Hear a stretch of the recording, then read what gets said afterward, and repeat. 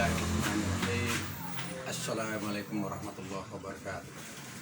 Para mahasiswa yang Bapak hormati, kita kembali berjumpa pada pertemuan yang ketiga ini pada mata kuliah Psikologi Pendidikan dengan topik pada hari ini adalah konsep dasar peserta didik.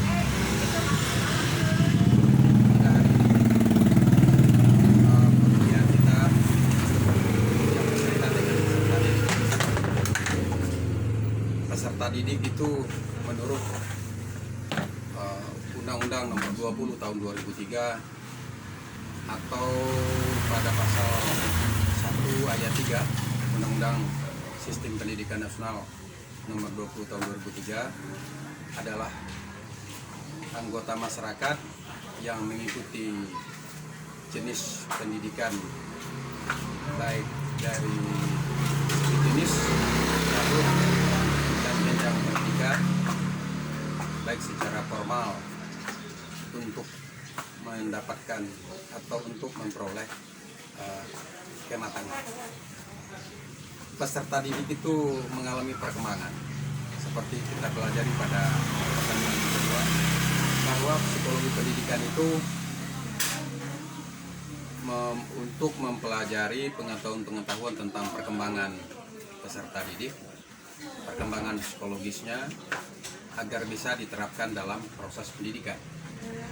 Proses pendidikan akan berlangsung dengan baik apabila kita mengenal faktor-faktor psikologis dari peserta didik atau faktor-faktor perkembangan.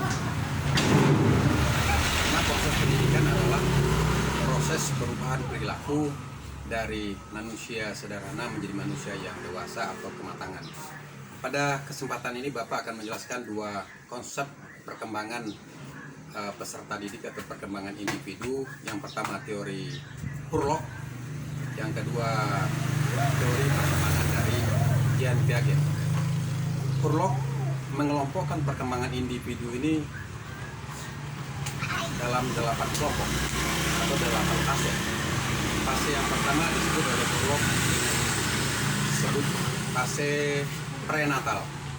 Jadi fase prenatal, fase yang pertama menurut Hurlock mengkaji perkembangan psikologis ini dari secara empirik melalui dirinya sendiri. Jadi fase yang pertama, fase prenatal, yaitu sejak mulai konsepsi sampai kepada usia 240 hari kehamilan atau pada saat mau melahirkan. Pada saat konsepsi biasanya dipelajari dengan nama pada saat pertemuan antara sel telur dengan zigot, itu disebut fase konsepsi atau fase perbuahan, dan sampai saat melahirkan kurang lebih 280 hari. Fase ini oleh Hurlock disebut dengan nama prenatal. Yang kedua, fase infansi. Fase infansi, fase dari sejak lahir sampai usia bayi 14 hari atau 2 minggu. Ini disebut fase infansi oleh Hurlock. Fase yang ketiga dari individu menurut Hurlock adalah disebut fase babyhood. Fase babyhood ini dari usia 2 minggu sampai usia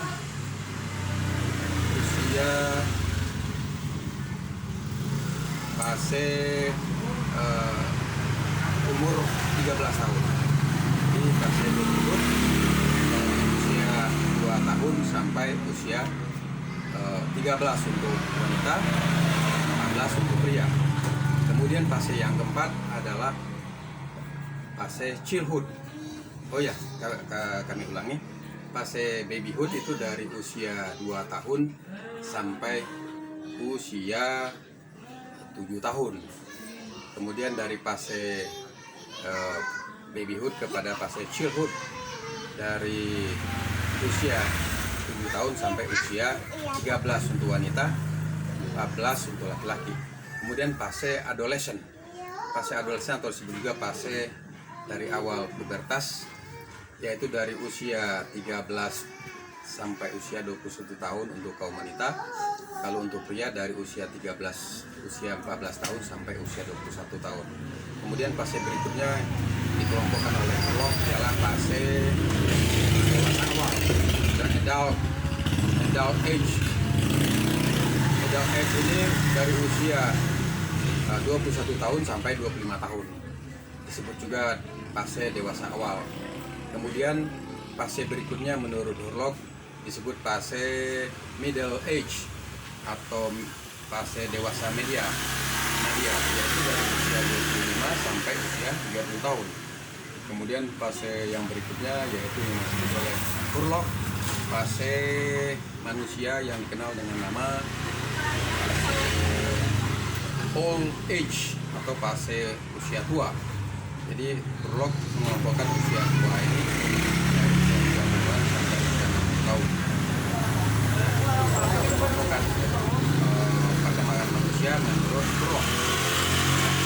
Yang berikutnya Bapak akan menjelaskan perkembangan manusia yang banyak digunakan oleh para guru, oleh para pendidik dalam kajian untuk pembelajaran, yaitu perkembangan manusia menurut Jean Piaget atau Jean Piaget. Jean Piaget itu mengelompokkan manusia, terutama peserta didik, dalam 4 kelompok. Yang pertama adalah fase sensori motor. Jadi fase sensori motor ini menurut Jean Piaget yaitu usia 0 tahun sampai usia 2 tahun. Ini disebut fase sensori motor, di mana perkembangan individu pada fase ini menurut Jean Piaget ialah mereka banyak menggunakan sensori atau menggunakan perasaan, atau dalam perkembangan kognitifnya hanya menggunakan stimulus yang konkret. Maka pada saat ini kebanyakan orang tua atau ibu banyak menggunakan benda-benda yang bergerak untuk anaknya, karena mereka hanya bisa mengenal lingkungannya dengan benda-benda fisik. Ini fase yang pertama, sensori motor. Fase yang kedua menurut Jean Piaget mengelompokkan manusia yaitu dari usia 2 sampai usia 7 tahun. Fase ini dikenal dengan nama fase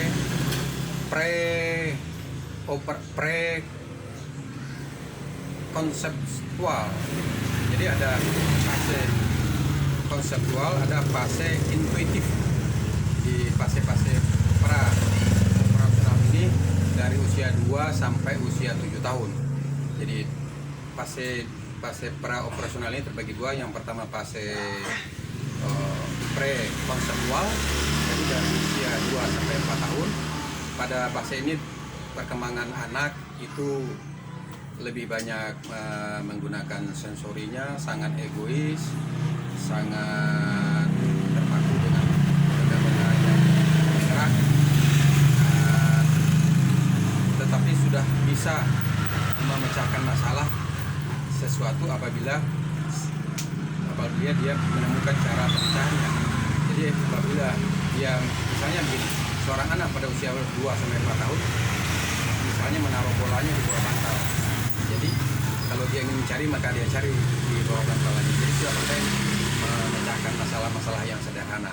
Itu yang disebut dengan fase pre-konseptual. Kemudian fase yang kedua dari fase pre-operasional ini adalah dari usia 4 sampai 7 tahun. Pada fase ini disebut fase intuitif. Artinya pada fase ini perkembangan anak atau peserta didik baru mengenal atau baru dalam perkembangan kognitifnya harus menggunakan benda-benda yang konkret. Jadi kalau kita mengajar anak yang usia dari umur 4 sampai 7 tahun, kita tidak bisa menjelaskan sesuatu itu secara abstrak. Misalnya kita ingin mengajarkan benda yang bulat, kita buat garis yang bulat, itu mereka tidak mengerti. Mereka harus dibawa benda yang bulat. Itu disebut fase ini. Jadi dalam mengajarkan sesuatu, guru pada fase pra operasional atau fase intuitif ini harus menggunakan alat peraga yang jelas. Jadi kalau mengajarkan segitiga harus membawa segitiga, kalau mengajarkan lingkaran atau mengajarkan bulatan bulat. Karena pada fase ini anak baru memahami apabila melihat benda-benda fisiknya. Jadi belum begitu mampu berpikir secara abstrak. Nah, kemudian fase yang ketiga yaitu fase yang disebut dengan fase operasional konkret. Jadi fase operasional konkret ini dari usia 11 tahun sampai dari usia 7 tahun sampai usia 11 tahun. Ini fase operasional konkret. Fase operasional konkret ini peserta didik, jadi usia dari 7 sampai 11 tahun ini biasanya dari kelas 1 SD sampai kelas 4 SD atau kelas 5 SD. Nah,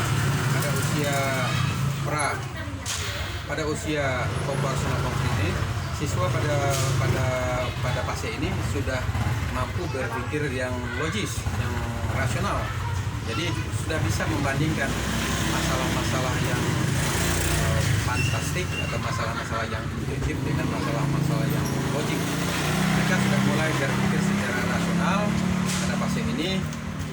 Hanya kalau pada fase pre-operasional itu orang tua khususnya harus lebih banyak bercerita, harus lebih banyak bernyanyi, harus lebih banyak mendongeng pada anak-anak. Karena pada fase pra-operasional antara usia 2 sampai 7 tahun itu mereka banyak menunjukkan perbendaharaan kata. Termasuk pada usia 7 sampai 11 tahun. Nah, itu juga mereka harus sering banyak dilibatkan dalam berkomunikasi karena perbendaharaan katanya semakin banyak. Dan mereka sudah bisa berpikir sedikit logis, sudah bisa membedakan antara yang logis dengan yang intuitif atau dengan yang fantastik. Nah, barulah kita menginjak kepada fase yang terakhir. Jadi JNPAC mengelompokkan manusia dengan yang terakhir itu adalah fase operasional formal. Fase operasional formal ini dari usia 11 sampai 15 tahun. Nah, pada fase ini barulah manusia menurut JNPAC atau JNPAC itu sudah bisa berpikir abstrak, dia sudah berpikir logis. Jadi kalau kita mengajar hal-hal yang kurang logikal, yang kurang rasional, itu akan ditolak oleh peserta didik yang pada usia ini.